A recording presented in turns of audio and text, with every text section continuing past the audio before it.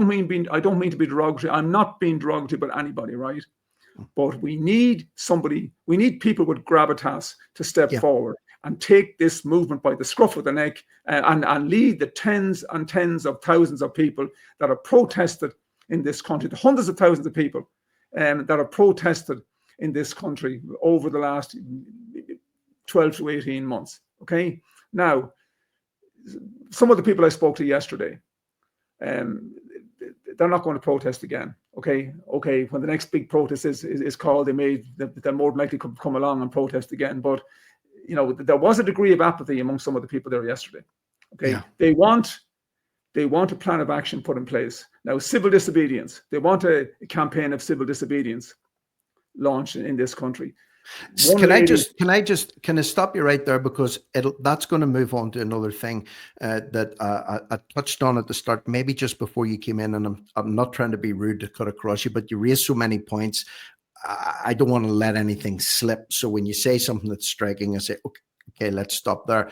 So you said that in your experience yesterday, there were a lot of people there. A lot of people were very happy. A lot of people were very expectant, but some people were becoming a little bit despondent, which goes back to what I'm saying, not because of the crowd that was there or not because of the day in Dublin itself, but because it's getting to the point now that meat needs to be put onto the bones, and it needs to be put on pretty soon, because I'm just a big believer in seizing the moment. There's sometimes in life, John, as you'll know yourself, and I'm not trying to be a guru here, but things just line up, okay? Everything just seems to line up at the right place, at the right time, with the right people. And if you miss it, if you're too early, if you try and grab it too early, or you leave it too late, you blow it, all right? So this is Rick Munn talking here. I'm seeing a little window. I'm looking through this window of great potential right now. Yeah.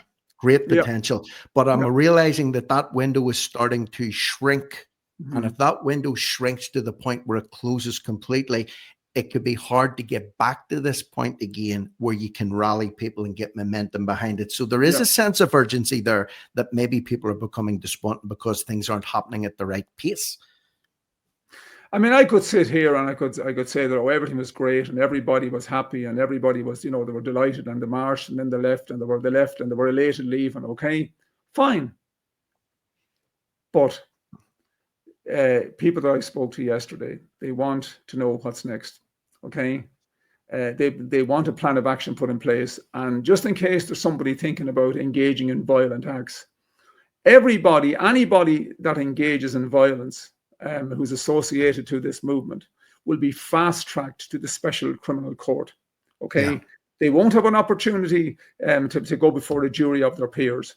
Okay, they will be fast-tracked to the Special Criminal Court.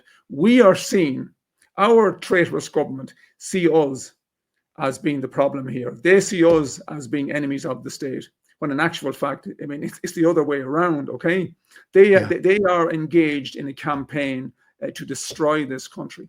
I don't know whether you want to get onto the EU Migration Pact later on, but I can tell you this. Our government are engaged, and they're not hiding what they're doing. There was another 7,500 people are getting citizenship this week below in Killarney. Okay, listen, between our low birth rate, the fact that the government are giving out Irish citizenship so liberally, and like coming to this country is a privilege. It's not a right. Okay, but our government are giving out citizenship like the old saying goes, like snuff at a wig. Okay, they're not hiding what they're doing here, right? They're not hiding what they're doing here. They are leading us down a path to the destruction of the Irish race. Now, getting back to answer your question, I think we have a window here of we've about 6 months left. If we don't have a coherent leadership structure put in place with people of gravitas at the helm, the protests, people will start to drift away. In not just one or two, they'll start to drift away in droves. Okay. Yeah. I apologize to anybody if I sound like a pessimist, but I'm a long time around. I'm a long time. Yeah. I'm a long time observer of politics in this country. Mm-hmm. And it is about, listen, momentum is the key. It's like a car. You know, if your car breaks down and you need somebody to give you a push to get it started, you get a few boys in behind, and at the start, everyone's putting their shoulder to it at the back and straining and grunting. But once that car starts to roll, okay, it becomes easier to move it. It picks up. I think we've moved past that point where we're getting the momentum going, but that window is shrinking. And to go back, I've highlighted a comment there. Thank you to Maximilian for leaving this comment. And at the point I jumped in when you were in full flow last time there, you were starting to speak about a campaign of civil disobedience, about possible public disorder, but not violence, not breaking the law. Because if they take you and I, if you and I get involved in something illegal, they will jump on us both from a very great height. We will be taken off the streets, where we'll be put into a prison cell where we're useless to anyone, and that will tick a few boxes and weaken the resistance even further. The same goes for anyone else that's listening here. So Maximilian says the country, this is, and you can tell me what you think, the country needs to be brought to a standstill. Places need to be blocked, all major ports and train stations. And I've seen a few posters already going up today where people are starting to call for civil action or massive blockades in ports to disrupt infrastructure without violence. What do you think about that suggestion? Yeah, fantastic. I fully subscribe to the ideas put forward there by that poster. But just to reiterate again, and I know people can get carried away, I am telling you now, the government are waiting for an opportunity to enact more draconian legislation than they have already put in place. And anybody that's deemed to be involved in any form of violence attached to the new Irish Nationalist movement will be fast-tracked to the Special Criminal Court. And if they are convicted, they'll be sent away for a long, long time. Okay, you saw what happened down in County Roscommon. There was an eviction was thwarted by a group of local people and whatever. There was violence involved. Okay, those men doing 15 years in prison. They're all doing long prison sentences, and that was a clear message to anybody else who might be tempted to get involved in preventing evictions in this country.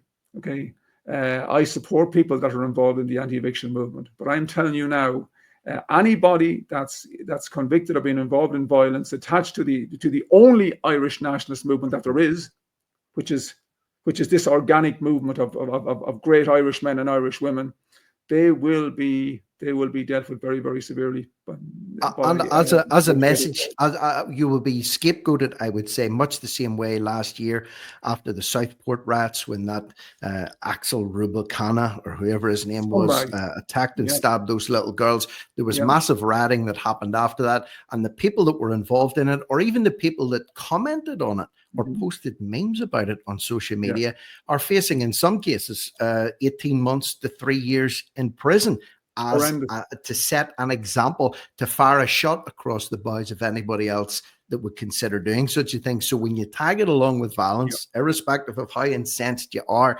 you'll be set up, you'll be made an example of, and you'll go down for a very, very long period of time. And I think that's what, let's just say, I'm not saying that they're willing that to happen, but if it did happen, they wouldn't be disappointed, because they would have some people that they could hold up as an example. There's Wilson and Munn in the dock. They had the audacity to do this. They flared up or incited violence, which we're not doing. But if we did, they would have a field day with either you, me, or anybody else that's listening here. Yeah, we need the mass mobilization of the ordinary men and ordinary women of this country. We need to bring people out in vast numbers. We need a 1 million person march in our capital city. We need over 1 million people turn out on the streets, and if we can get in excess of 1 million people onto the streets of Dublin, that will send shockwaves through our political establishment. At present, Micheál Martin is smirking away there to his heart's content. Okay, he's smirking away. He has the mainstream media on his side. He has the Garda Síochána on his side. But let's put it this way: there are only in the region of 13,500 to 15,000 members of Garda Síochána. We have, well, we're meant to have policing by consent, but that's drifting away further every day. I think we're now, and Garda Síochána is rapidly becoming a paramilitary police force. That's what they are, you know. I mean, it's shocking how Garda Síochána has changed over, you know, in the last 10 years or so. When I was a guard, it was totally different. You know, we saw the public order unit below in Newtown Kennedy, where they just came along, and I mean, they actually used that as a training exercise. One local guard could have dealt with that situation.